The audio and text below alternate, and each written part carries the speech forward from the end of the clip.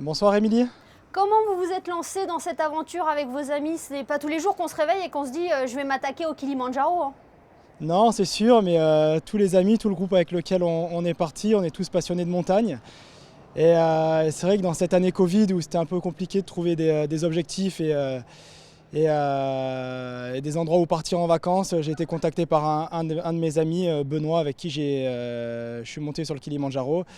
Et il m'a dit: Nicolas, j'ai un projet pour toi, le toit de l'Afrique, et je suis tombé là-dedans.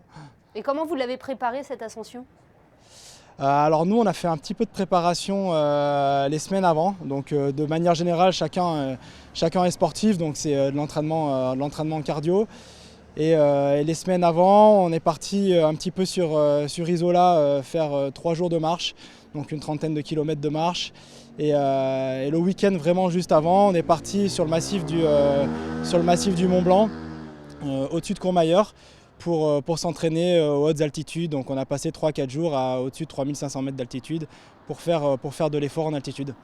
Alors vous n'avez pas choisi la facilité, je crois, vous avez emprunté le chemin le plus long. Ouais, c'est ça, il y a plusieurs routes donc, qui mènent au sommet du Kilimandjaro. Nous, on a choisi la route qui s'appelle la route Lemosho. C'est ça, c'est la route la plus longue, la plus sauvage et la moins empruntée. C'est ce qu'on voulait, c'est être entre nous et essayer de croiser le moins de gens possible. Et donc ça a été vraiment un bonheur de parcourir cette super route. Et sur place, il faut le préciser, vous étiez accompagné d'un guide notamment. Voilà, sur place en fait on avait 3 guides et enfin on avait une équipe de 20 personnes composée de 3 guides, un serveur, un chef et de nombreux porteurs qui nous ont aidés à aller au sommet, sans qui on n'aurait pas réussi à le faire. Alors racontez-nous combien de temps vous avez mis pour rejoindre le toit de l'Afrique? Alors pour rejoindre le toit de l'Afrique, on y est monté sur 4 jours, donc lors de notre 4e nuit. Et donc voilà, ça a été à hauteur d'une vingtaine de kilomètres de marche par jour en altitude pour s'acclimater. Et une dernière ascension de nuit qui s'est faite lors de la 4e nuit. Voilà, donc 6 heures de montée, 6-7 heures de montée lors de la 4e nuit. Et Nicolas, qu'est-ce que l'on ressent une fois là-haut, à près de 6000 mètres d'altitude? Bah, franchement, là-haut, ça a été pas mal d'émotions parce que c'est un projet qu'on a monté sur plusieurs mois, plusieurs semaines avec les amis. Donc c'est beaucoup de soulagement parce qu'au final, c'est des zones inconnues pour nous, donc on ne sait pas comment on va réagir. Donc beaucoup de soulagement, beaucoup de joie, beaucoup de fierté et pas mal d'émotions entre nous. Donc tout le monde était très enthousiaste d'être arrivé là-haut. Ouais. Et puis après, il a fallu redescendre de votre nuage. Cela a été plus rapide de descendre que de monter, hein. Ouais, c'est ça. La descente, c'est un jour et demi. Donc le jour où on est monté, on a fait une partie de la descente et le lendemain, on a terminé le travail. Et donc ouais, c'est sûr que c'est un peu plus facile mais bon, ça fait partie du jeu. C'était très sympa aussi cette descente.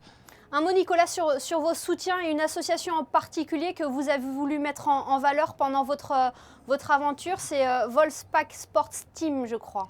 Ouais, c'est ça. Donc la Wolfpack Sport Team, c'est une association qui nous a accompagnés jusqu'au sommet. Donc c'est une association qui a pour but de promouvoir la pratique du sport en général, donc créer une communauté autour du sport. Et en parallèle, cette association, elle vend des articles et les fonds donc, qui sont récoltés sont destinés à acheter du matériel pour aider nos amis handisport et handicapés moteurs à pratiquer le sport.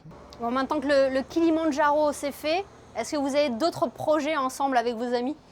On a pas mal d'autres projets, pourquoi pas l'année prochaine la traversée de la Corse, le GR20. Et puis après d'autres projets un petit peu plus ambitieux encore, notamment en Argentine, aller au sommet de la Concagua, donc un petit peu moins de 7000 mètres.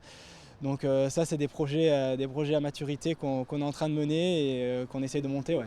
Vous nous tiendrez informés? Ah bien sûr. Eh bien merci beaucoup Nicolas Toscan d'avoir été avec nous ce soir pour partager votre belle aventure au sommet du Kilimandjaro. Merci infiniment. Eh bien, merci à vous Émilie, merci à Monaco Info.